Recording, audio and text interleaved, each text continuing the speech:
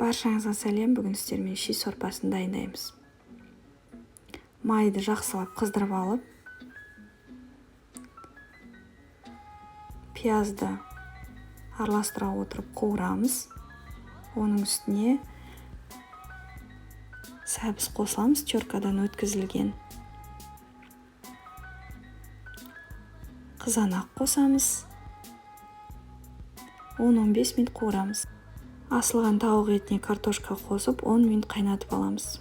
Қайнап жатқан сорпаға 40 жапырақты қосып, тағы да 10-15 минут қайнатып аламыз.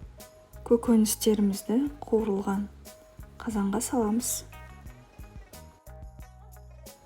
Өзіңіздің қалағаныңыз бойынша дәмдеуіштерді және тұзды қосып араластырып аламыз. Мен тағы да кинза қостым үстіне. Міне ши сорпасы дайын. Ас болсын.